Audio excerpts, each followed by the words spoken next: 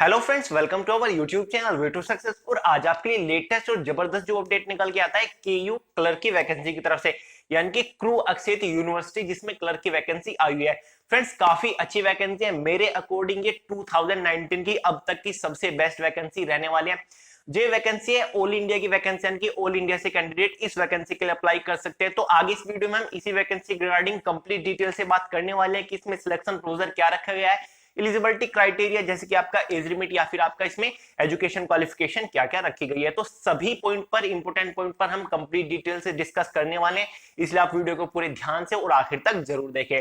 Friends, इसका official notification आपको नीचे डिस्क्रिप्शन बॉक्स में मिल जाएगा या फिर आप हमारे टेलीग्राम ग्रुप से भी इसका ऑफिशियल नोटिफिकेशन डाउनलोड करके डिटेल से देख सकते हैं। तो चलिए फ्रेंड्स, देखते हैं आज की वैकेंसी।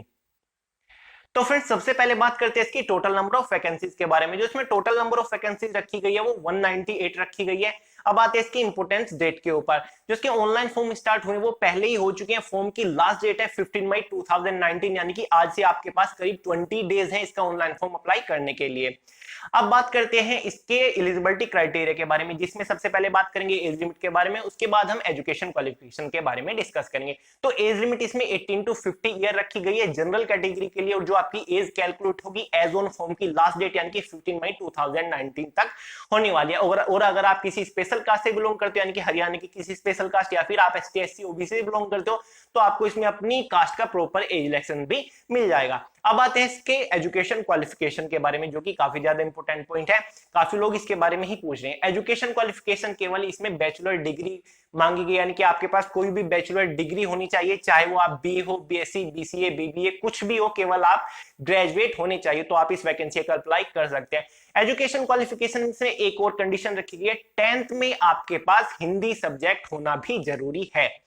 तो ये इसमें कंडीशंस है। और साथ ही आपको टाइपिंग भी आनी चाहिए, जिसमें आपकी स्पीड 30 वर्ड पर मिनट होनी चाहिए इंग्लिश टाइपिंग में। तो ये इसकी कुछ एजुकेशन क्वालिफिकेशन है। तो अब आते हैं इसके सिलेक्शन प्रोसीजर के ऊपर, जो कि काफी ज्यादा इंटरेस्टिंग दिया हुआ है। जो इसका सिलेक्शन प्रोसीजर होगा वो टोटल 100 मार्क का होगा, जिसमें आपके टोटल 4 फेज होने वाले, यानी कि फॉर्म भरने से लेकर फाइनल सिलेक्शन तक आपको 4 फेज से होकर गुजरना पड़ेगा, जिसमें हर एक फेज में आपको कुछ मार्क्स प्रोवाइड किए जाएंगे। तो चलिए सबसे पहले बात कर लेते हैं कि फर्स्ट फेज की, कि फर्स्ट फेज में कौन कौन से इसमें आपके टेस्ट रखे गए हैं। तो जो फर्स्ट फेज है उसमें आपको टाइपिंग टेस्ट देना होता है, इंग्लिश का टाइपिंग टेस्ट देना होगा। उसमें आपकी स्पीड होनी चाहिए 30 वर्ड पर मिनट। टाइम ड्यूरेशन रहेगी आपके टाइपिंग टेस्ट की 10 मिनट, यानी कि आपको 10 मिनट के अंदर मिनिमम 300 वर्ड यानी कि 300 वर्ड आपको टाइप करने होंगे। टाइपिंग टेस्ट के लिए यानी कि फर्स्ट फेज के लिए आपको 30 मार्क प्रोवाइड किए जाएंगे। अगर आप इसका फर्स्ट फेज क्वालिफाई कर लेते हो तो आपको सेकंड फेज के लिए बुलाया जाएगा। सेकंड फेज जो है वो है आपका कंप्यूटर एप्रिसिएशन, जिसमें आपको कंप्यूटर की बेसिक नॉलेज होनी चाहिए, जिसमें आपको आपके देखने को मिलेगा इंटरनेट ब्राउजिंग आपसे पूछा जाएगा, या फिर आपको टेस्ट करना पड़ेगा। एमएस वर्ड आपको आना चाहिए, केवल बेसिक्स होना चाहिए, नॉलेज होनी चाहिए आपको। ईमेल मैनेजमेंट जो कि बहुत ही बेसिक है, सब लोग कर लेते हैं। विंडो की थोड़ी बहुत जानकारी होनी चाहिए, कि कुल मिला के डेस्कटॉप की आपको थोड़ी बहुत जानकारी होनी चाहिए। तो जो आपका कंप्यूटर एप्लीकेशन टेस्ट होगा वो आपको टाइम ड्यूरेशन 40 मिनट होगा, यानी 40 मिनट में आपको ये करके दिखाना होता है।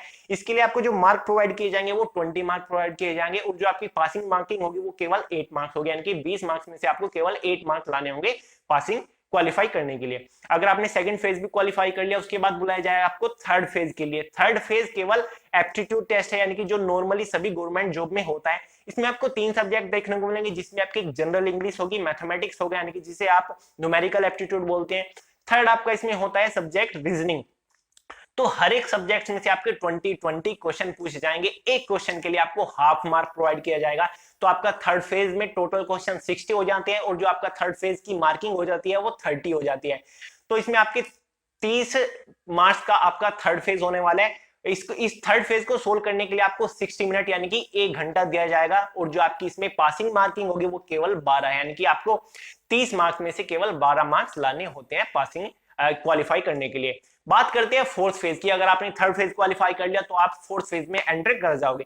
फोर्थ फेज केवल डॉक्यूमेंट वेरिफिकेशन है, जिसमें आपको अपने एकेडमिक क्वालिफिकेशन डॉक्यूमेंट दिखाने होते हैं, जैसे कि आपकी डिग्री यानी कि जो आपने ग्रेजुएशन की है, आपकी 10th की मार्कशीट, आपका डेट ऑफ बर्थ सर्टिफिकेट, आपका ओरिजिनल आईडी प्रूफ वगैरह दिखाने होते हैं। अगर आपके पास सभी डॉक्यूमेंट है, आपने सभी अपने अच्छे से डॉक्यूमेंट वेरीफाई करा दिए, तो आपको डॉक्यूमेंट वेरिफिकेशन क्वालिफाई कर लोगे। इसके लिए आपको 20 मार्क दिए जाएंगे।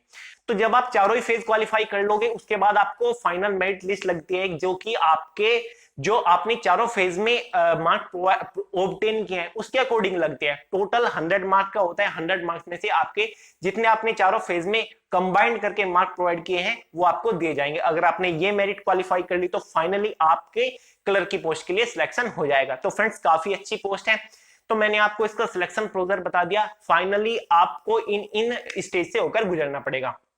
अब बात करते हैं इसकी सैलरी के बारे में। जो इसमें सैलरी रखी गई है वो आपको इन हैंड स्टार्टिंग में इनिशियल सैलरी करीब 32,000 के आसपास मिलेगी, सभी अलाउंस लगा के, यानी कि रेंटल अलाउंस, ट्रेवल अलाउंस जितने भी होते हैं, पीएफ वगैरह लगा के, तो आपको 32,000 मिलेगी। और जो आपका बाद में प्रमोशंस के बाद मैक्सिमम सैलरी हो जाएगी वो करीब 62,000 तक आपको मिल जाएगी। अब बात करते हैं फॉर्म एप्लीकेशन के ऊपर, यानी कि जो ये पोस्ट है ये कुरुक्षेत्र यूनिवर्सिटी में आपकी क्लर्क की पोस्ट है।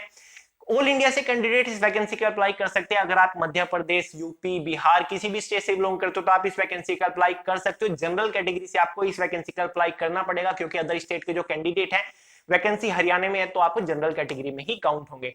तो जो आपकी जॉब लोकेशन रहेगी वो केवल हरियाणा में रहेगी, क्योंकि जो कुरुक्षेत्र यूनिवर्सिटी है वो केवल हरियाणा में ही है। आपको जॉब के लिए हरियाणा में ही रहना पड़ेगा, जाना पड़ेगा। तो फ्रेंड्स फॉर्म फीस के बारे में अगर हम बात करें, जनरल मेल कैंडिडेट के लिए और अदर स्टेट कैंडिडेट के लिए 1200 रुपए फीस रखी गई है।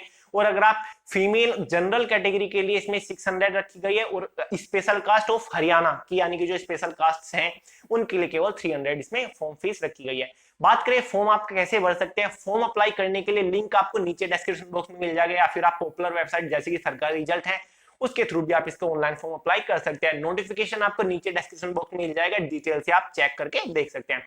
तो फ्रेंड्स ये था आज की अपडेट, जो कि पर्सनली मुझे तो बहुत ही ज्यादा इंटरेस्टिंग लगा।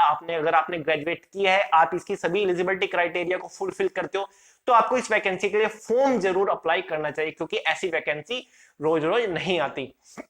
तो फ्रेंड्स आज की इस वीडियो में इतना ही था। अगर आपको वीडियो पसंद आए तो वीडियो को लाइक जरूर करें, अपने जो है शेयर करें, चैनल को सब्सक्राइब करना बिल्कुल भी मत भूलना। अगर आपका कोई क्वेश्चन रह गया तो कमेंट करके पूछ सकते हैं। तो फ्रेंड्स आज की इस वीडियो में इतना ही था, मिलते हैं अगली वीडियो में, तब तक के लिए नमस्कार।